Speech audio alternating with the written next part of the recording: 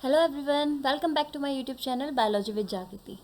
आज का जो हमारा टॉपिक है वो हम कवर करेंगे बीएससी फर्स्ट सेमेस्टर जूलॉजी का higher non chordates.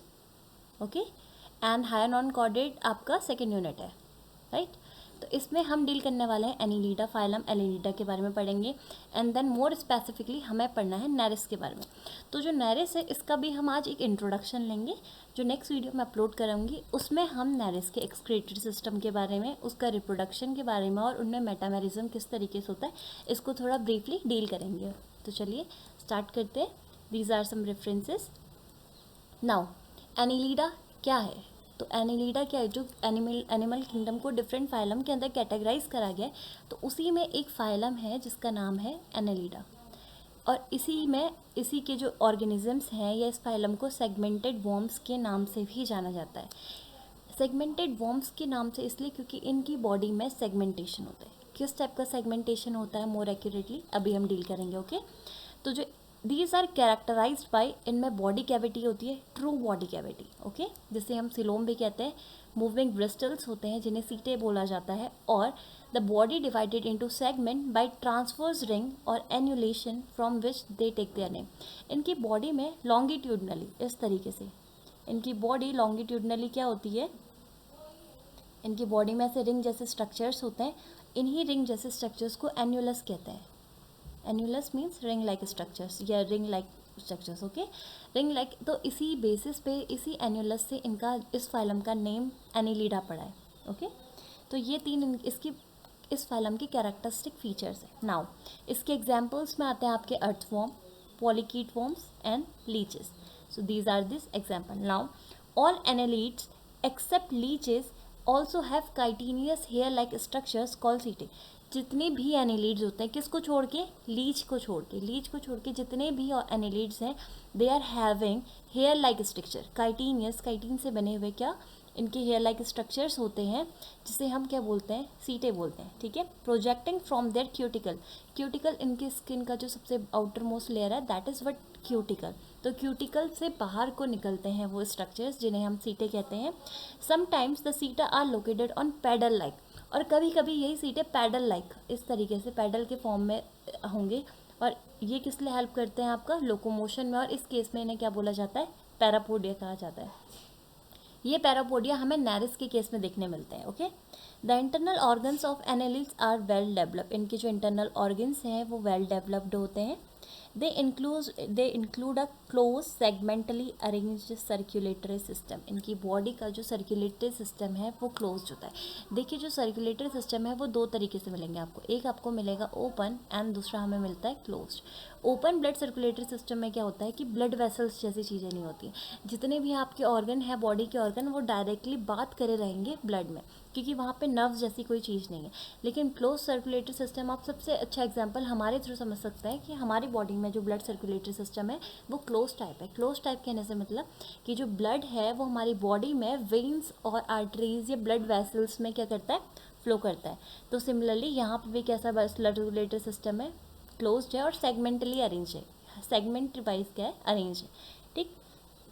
The digestive system is A complete tube with mouth और एनस। यहाँ पे जो डाइजेस्टिव सिस्टम होगा, मोर एक्यूरेटली यहाँ पे किसकी बात की जा रही है? एलिमेंट्री कैनाल की बात की जा रही है। तो वो कंप्लीट है, दैट इज़ स्टार्ट होगा माउथ से और एंड होगा किस पे? एनस पे। ठीक। The gas are exchange through the skin और समटाइम्स थ्रू स्पेशलाइज गिल्स और मॉडिफाइड पैरापोडिया। अब गैसियस एक्सचेंज जो हो रहा है, गैसियस एक्सचेंज किस लिए जरूरी है? रेस्पायरेशन के लिए, राइट। तो रेस्पायरेशन के लिए जो गैसियस एक्सचेंज हो रहा है वो स्किन के थ्रू होता है। ठीक है, इसीलिए इनकी स्किन जनरली मॉइस्ट रहती है।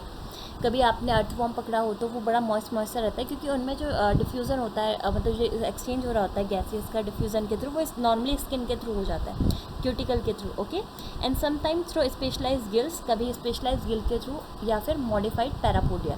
पैरापोडिया भी आपका जो रेस्पायरेशन है इसमें हेल्प करता है गैसियस एक्सचेंज में। ठीक है। Each segment typically contain a pair of nephridia. Her segment में क्या होता है, नेफ्रिडिया। नॉट हर सेगमेंट में नहीं होगा, स्टार्टिंग का जो माउथ वाला सेगमेंट होता है उसमें नेफ्रिडिया नहीं पाया जाएगा, और लास्ट का जो एनल टेल वाला पोर्शन होगा वहाँ पे भी नेफ्रिडिया नहीं मिलेगा। बीच के हर सेगमेंट में क्या होता है, बाकी नेफ्रिडिया होता है। अब लेकिन नेफ्रिडिया होता क्या है, नेफ्रिडिया आपका एक्सक्रीटरी स्ट्रक्चर है, या एक ऐसा स्ट्रक्चर है, ऐसी सेल है जो आपका किस में हेल्प करेगी, एक्सक्रीशन में हेल्प करेगी। ओके, नाउ एनालिट्स में भी मोनोशियस और डायोशियस। ये क्या पॉइंट बता रहा है, इनके सेक्सेस को, कि वेदर इनमें जो सेक्स है वो सेपरेट है या वो क्या है कि सेम, दोनों मतलब एक ही उसमें है। तो मोनोशियस मतलब दोनों सेक्सेस, फीमेल सेक्स और मेल सेक्स दोनों एक ही बॉडी में प्रेजेंट है, दोनों मतलब ओवरीज भी प्रेजेंट होंगी और आपके टेस्टिस भी प्रेजेंट होंगे। ओके, और या फिर डायोशियस हो सकते हैं। डायोशियस मतलब मेल अलग, जो ओवरीज हैं वो किसी अलग बॉडी में होंगी, और जो टेस्टिस हैं वो दूसरी बॉडी में। सिमिलर मान लीजिए यहाँ पे एक है, जैसे अर्थवॉर्म है, अर्थवॉर्म मोनोशियस होता है, मतलब अर्थवॉर्म में आपको ओवरीज देखने भी मिल जाएंगे और उसी सेम में आपको टेस्टिस देखने को भी मिल जाएंगे, ठीक। और डायोशियस में क्या होगा, आपका एक ऑर्गेनिज्म ये है और दूसरा ये है, तो मान लो ये फीमेल हो गया और ये हो जाएगा मेल, ये होता है आपका डायोशियस कंडीशन, और this one is monoecious condition. Now larva में और may not be present, larva present हो भी सकता है और नहीं भी। अब लार्वा ये एक टाइप का होता है ना, टाइप ऑफ डेवलपमेंट, किस टाइप का डेवलपमेंट वो शो करता है। तो अगर लार्वल स्टेज पाई जाती है, लार्वल स्टेज मतलब जो बीच का एक ऐसा स्टेज जो पेरेंट से रिजेंबल नहीं करता, ठीक है। तो लार्वा स्टेज अगर प्रेजेंट है, अगर लार्वा क्या है प्रेजेंट है, तो ये इनडायरेक्ट डेवलपमेंट होता है। तो अगर कभी भी ये बात कही जाए कि इनडायरेक्ट डेवलपमेंट क्या होता है, तो जिसमें लार्वल स्टेज होगी वो इनडायरेक्ट डेवलपमेंट होगा। और जब आपका लार्वल स्टेज प्रेजेंट नहीं होती है, no larva, then it is called direct development. जैसे ह्यूमन बीइंग के केस में हम डायरेक्ट, जैसे हमारे पेरेंट्स दिखते हैं, 2 हाथ 2 पैर 2 कान, वही मॉर्फोलॉजी के साथ एक छोटा बेबी भी बर्थ लेता है, तो हम क्या शो करते हैं, डायरेक्ट डेवलपमेंट। अब फ्रॉग के केस में आप देखेंगे, फ्रॉग के केस में क्या होता है कि उसमें टेडपोल होता है, राइट। तो वो अपने एडल्ट से स्ट्रक्चर मेल नहीं खाता उसका, तो वो कैसा डेवलपमेंट शो कर रहा है, इनडायरेक्ट डेवलपमेंट। ओके, तो अगर एनालिड्स के केस में लार्वा प्रेजेंट है, तो उस लार्वा का टाइप कैसा होगा, ट्रोकोफोल लार्वा होगा। Okay, and some forms also reproduce asexually, और कुछ फॉर्म्स ऐसी भी होती हैं जो एसेक्सुअली भी रिप्रोड्यूस करेंगी, ठीक। ये एनालिड्स की जो कैरेक्टरिस्टिक्स हैं, आई होप ये क्लियर हो गया होगा। नेक्स्ट चलते हैं नैरिस पे, जो हमारा मेन, हमने एनालिड्स में जिसे मेनली कवर करना है। ओके, तो एनालिड्स का सबसे पहले सिस्टमैटिक पोजीशन देखेंगे। देखिए किस फाइलम के अंदर आता है, एनालिडा, इसका class Polychaeta, sub class Errantia, family Nereidae and genus Nereis. Okay, ये जो स्ट्रक्चर है ये किसका है, ये जो डायग्राम दिया गया है ये किसका है, नैरिस का है। और इसमें ये दिख रहे हैं आपको, ये appendages like structure, this is what parapodia. और बॉडी तो आपको दिख रहा होगा ना कि यहाँ पे सेगमेंटेड में डिवाइड है, इसी को हम पढ़ेंगे मेटामेरिज्म में। ओके, नाउ हैबिटेट से डील करते हैं। Nereis can live in burrows on the sea bed, sea bed पे ये बरोज में रह सकते हैं, but more often the worm just burrowed in mud, लेकिन मोर ऑफनली ये कहाँ पे बरो करके रहते हैं, मिट्टी में, सी बेड में ना करके उसके पास, सी शोर के पास मिट्टी में, ठीक है। Often while walking and searching for food they float above the bottom surface. अब जब इन्हें खाने की सर्च करनी होती है, खाने की तलाश में, तो ये बॉटम से कहाँ जाते हैं, वाटर की सरफेस पे। They can be called coach potatoes, इनको क्या बोला जाता है, कोच पोटैटोस बोला जाता है, क्योंकि they do not move over long distances until the breeding season. जब तक इनका ब्रीडिंग सीजन नहीं आता तब तक ये बहुत लंबी डिस्टेंस ट्रैवल नहीं कर पाते, जिसकी वजह से इन्हें कॉच पोटैटो के नाम से भी जाना जाता है। Okay, now sense organ, the organs of senses in Nereis are well developed. इनमें सेंसेस के लिए जो ऑर्गन्स हैं वो बहुत अच्छी तरीके से डेवलप किए गए, जैसे eyes, tendrils, tentacles, olfactory fossa, ये सब इनके हेड वाले रीजन में बहुत वेल तरीके से डेवलप्ड हैं। The Nereis read using sensitive organ that are located on the head. ये क्या करता है ना, नैरिस किसी भी अपने प्रे का या अपना जो फूड है उसका जो डायरेक्शन है वो इसी के थ्रू, मतलब ये जो सेंस ऑर्गन्स हैं इनके थ्रू जज करता है। So if you remove them, अगर हम इसके सेंस ऑर्गन्स हटा दें, it will lead to the death of the worm. इससे क्या हो जाएगा, वॉर्म का डेथ हो जाएगा। क्यों, he will not be able to find food for himself, क्योंकि वो अपने लिए क्या नहीं पा पाएगा, फूड नहीं वो कर पाएगा, सर्च नहीं कर पाएगा, और दूसरे अपने एनिमी का भी इजीली क्या बन जाएगा, प्रे, क्योंकि वो कुछ सेंस ही नहीं कर पाएगा उसका फूड कहाँ है या उसका प्रे कहाँ से आ रहा है, ठीक है। ये कुछ एक्स्ट्रा इन्फॉर्मेशन है। Recently scientist have discovered a rather unusual for worms feature in Norris.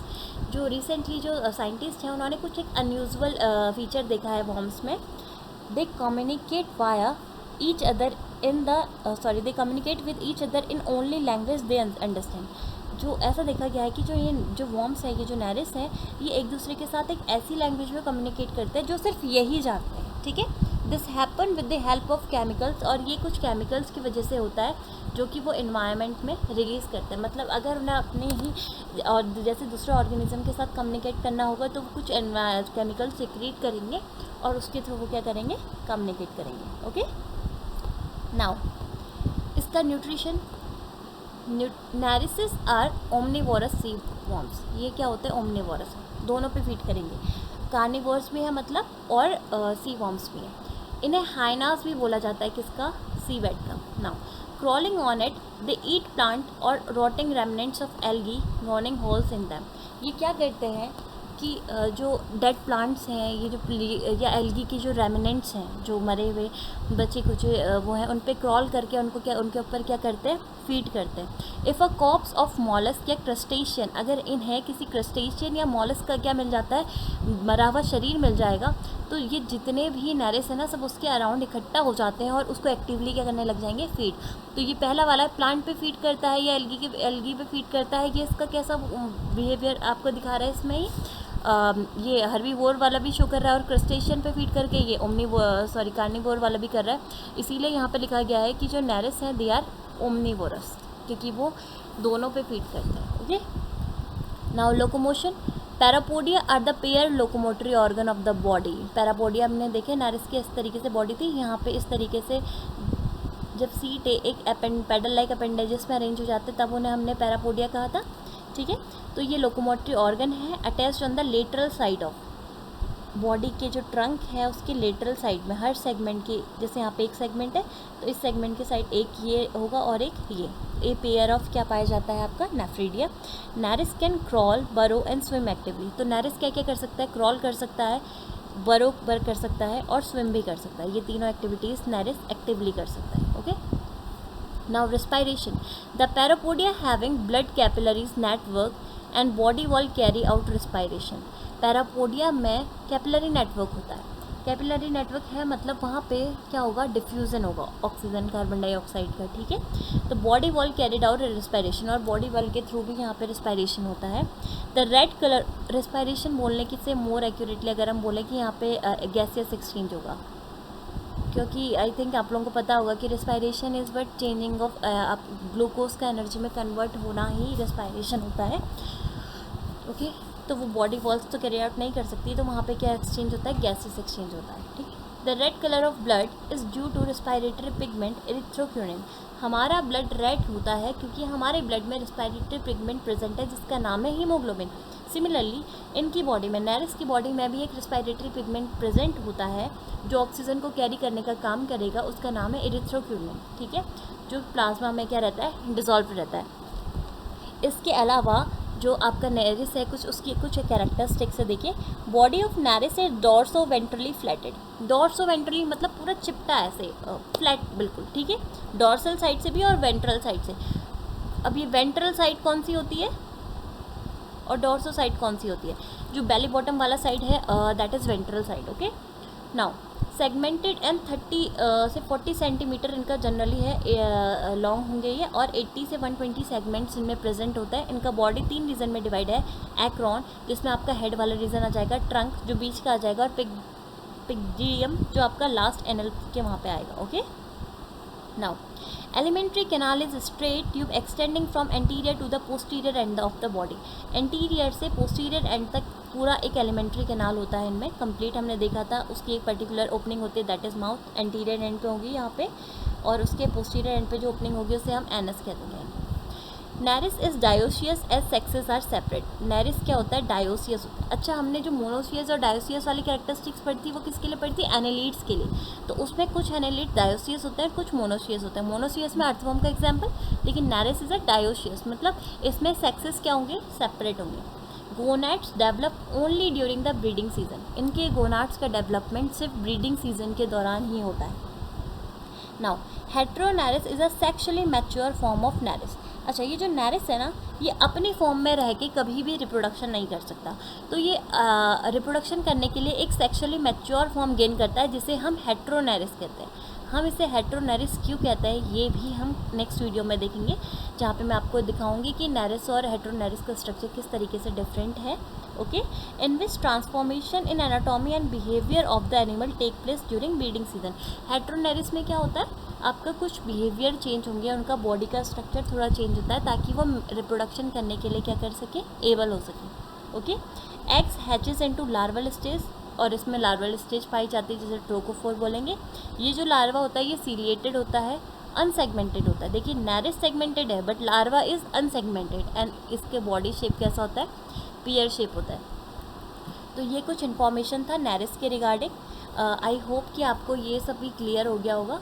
और इसके बाद जो नेक्स्ट वीडियो मैं अपलोड करूँगी उसमें हम डील करेंगे कि किस तरीके से जो नेरिस है उसमें क्या आपका मेटामेरिज्म किस तरीके से होता है, उसमें रिप्रोडक्शन किस तरीके से होता है, और उसमें हम डील करने वाले हैं आपका नेरिस का एक्सक्रीटरी सिस्टम। तो अगर आपको मेरा वीडियो अच्छा लगा है तो आप इस वीडियो को लाइक ज़रूर करिएगा, अपने फ्रेंड्स के साथ आप इसे शेयर कर सकते हैं और आप कमेंट करके अपनी क्वेरीज से पूछ सकते हैं। So thank you.